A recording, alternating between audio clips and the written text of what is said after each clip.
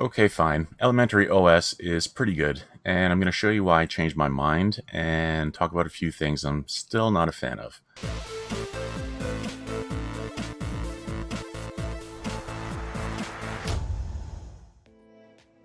Hello YouTube, this is Elementary OS 5.1.7 Hera.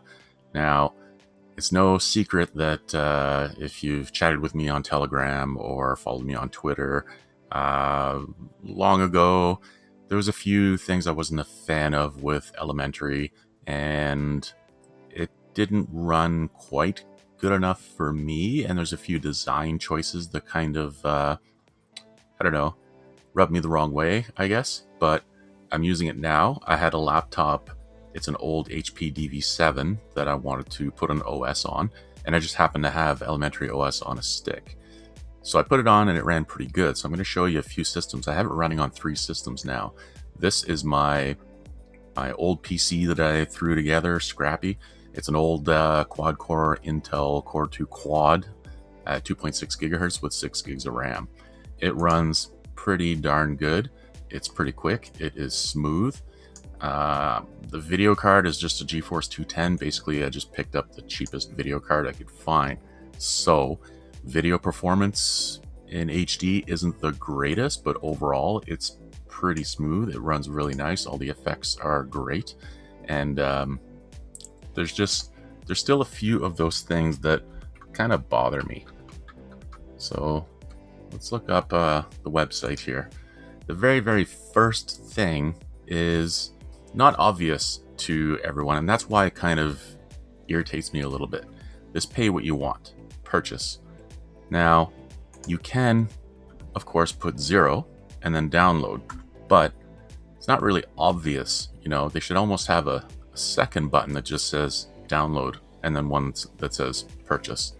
It's kind of one of those things where this is Linux, it's free, you can donate, but don't make it an obscure way of downloading it without paying.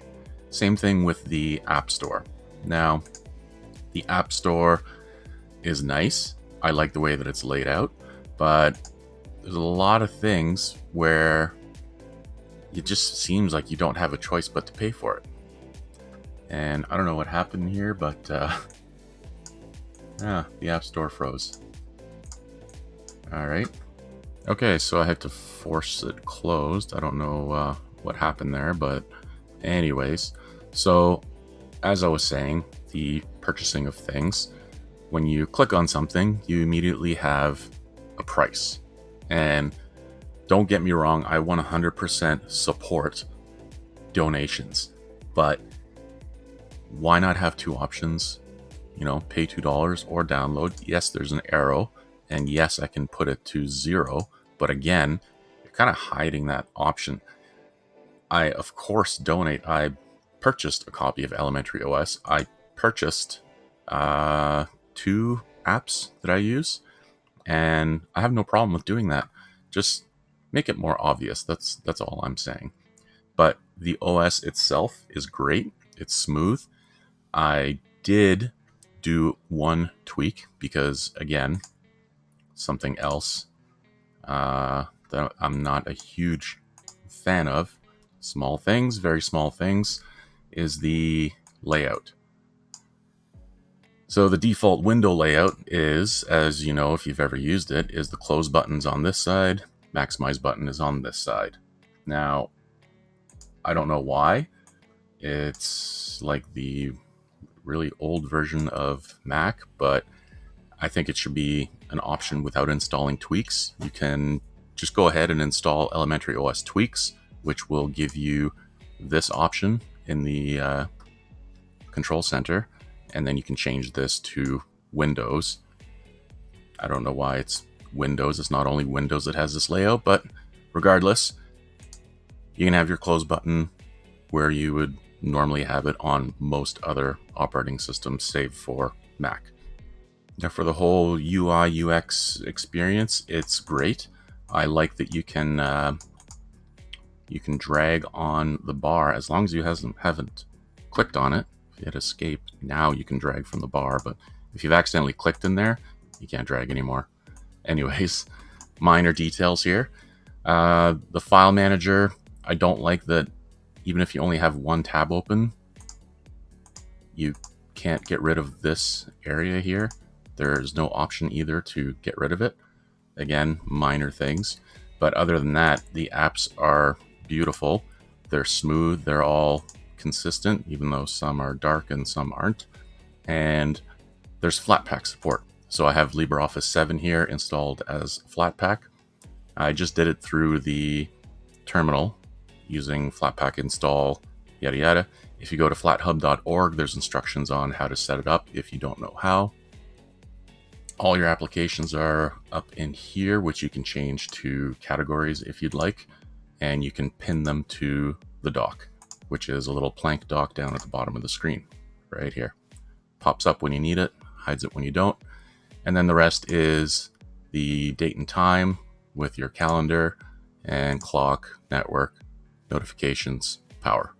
And then the bar up here goes black when you maximize a window, goes transparent. So it's really, really gorgeous. It's beautiful, and it runs really well on old hardware. This is, again, quite an old computer, and I put an SSD in it because that's the bottleneck for most systems, and it boots up and it runs pretty quick. So I'm just gonna do a quick reboot here just so you can see how quickly it boots up once it gets past the whole post part. Now there's supposed to be the elementary logo as it's loading up, but it seems to just bypass that completely. I guess it's a little too quick. And then we are up and running. There's a bit of flashing going on here on my video capture card, maybe just from changing resolutions. And yeah, then you're up and running. Now I'm going to show you here on my other two systems how it performs, but I just need to get something ready because this is one of the issues on one of my machines. So before I switch and plug this in, all right, so here's the issue. So I plugged it in and plugged it into HDMI on my laptop. This is my usual laptop you guys see very often. It's an MSI Leopard Pro. When I plug in the HDMI, the resolution jumps up big time, and there's nothing I can do. I've tried keeping the display settings open, but you can't hit apply. You see it's saying 1920 by 1080. I assume it's on high DPI, but the problem is I can't make this window any smaller to see the bottom of it. So I had to resort to the terminal, which means I have to enter in this command.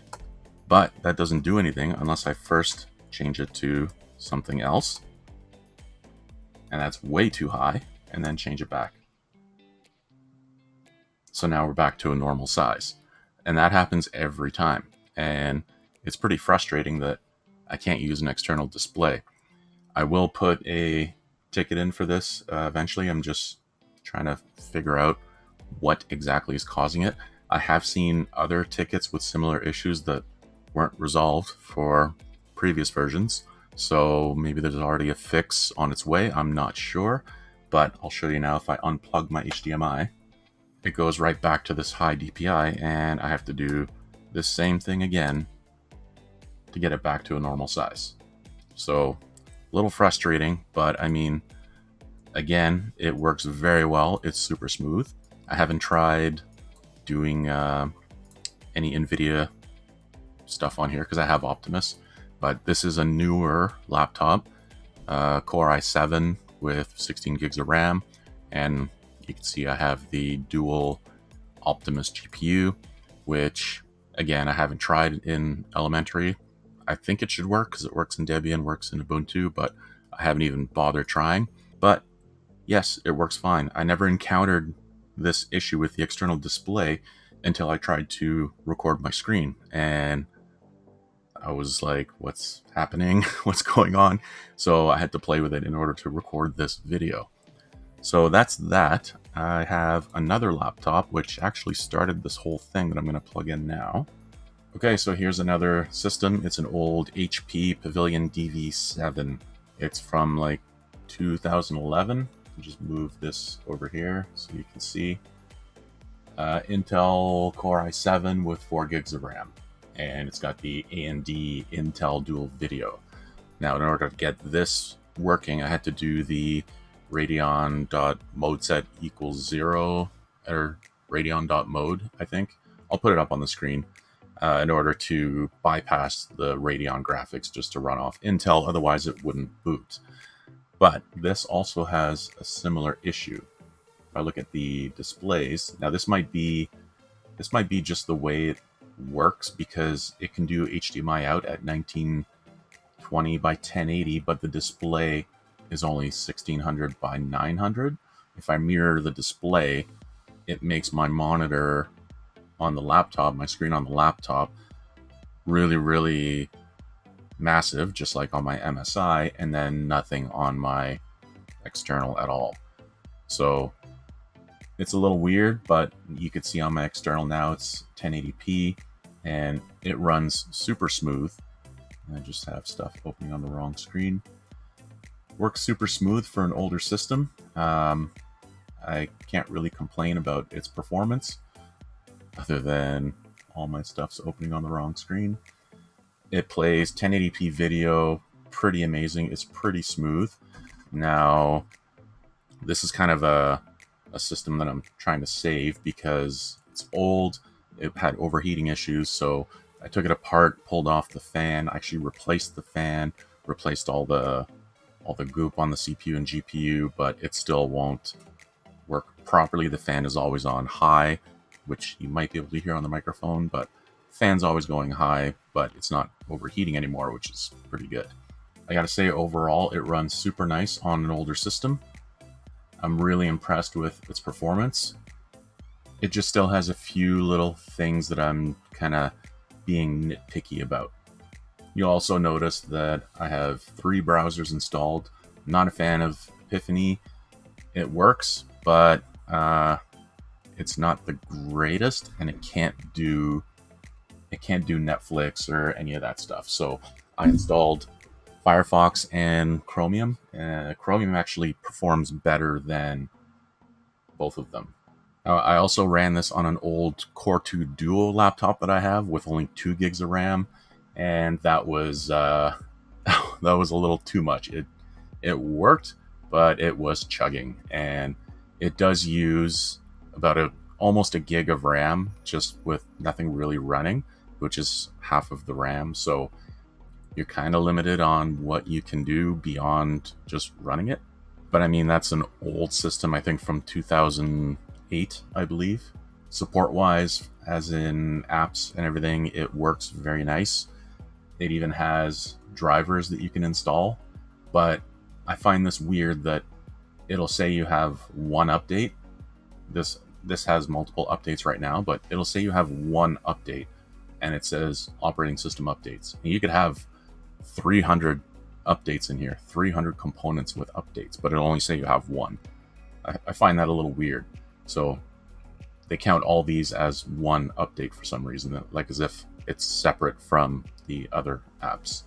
Also, when you're searching for apps, it will list its curated apps first, and then it will list non-curated apps at the bottom, which I don't know why you would separate them like that.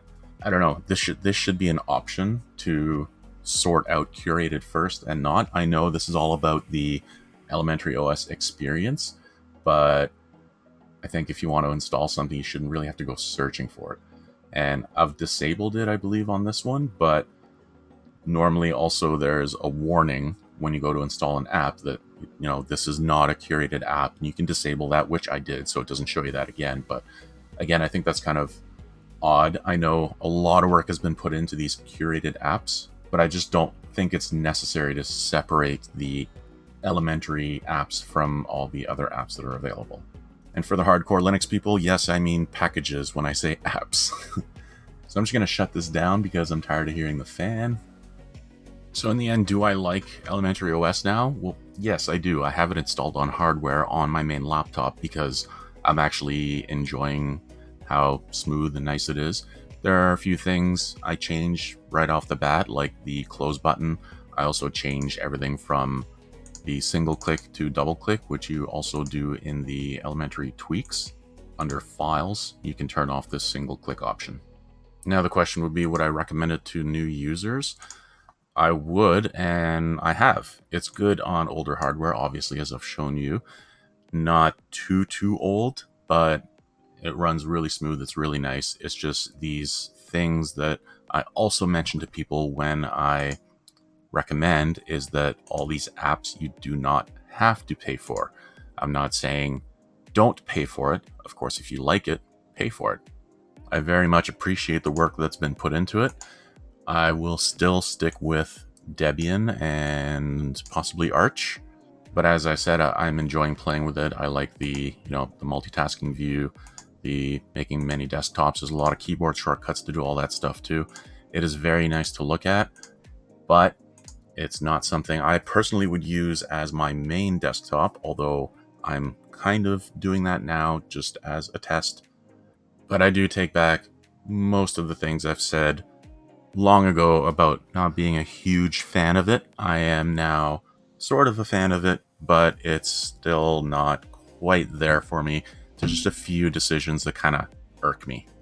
The great thing is, if you do use it and you don't have Optimus or any strange hardware, it's going to run great for you. It is smooth. It's using kernel 5.4, as you can see, and as of 5.1.7, you can still install elementary tweaks and make any changes that you want if you wish. So go ahead, give it a try, download the ISO. It runs a live desktop, so you can try it out.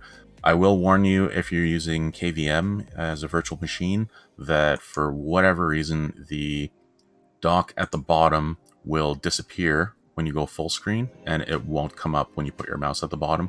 I don't know if that has to do with a virtual machine or just the edge is not quite there, but it happens on all my systems when I'm running it in KVM. Just a heads up. So that's all for now. I just wanted to get this out of the way. I'm going to be stripping this OS off of Scrappy now, and I'm going to be putting on the next one. I just wanted to post what I think now that I've been playing with it for a little while. I hope you liked the video. Even if you don't agree with me, that's fine. I love hearing comments. I love hearing feedback on my thoughts as well. So if you like the video, please click on like and subscribe to get more videos in the future. Also, don't forget to share this on your social media, and if you'd like to contribute to my channel, head on over to patreon.com/dorian.slash. Thank you so much for watching. Till next time, bash on.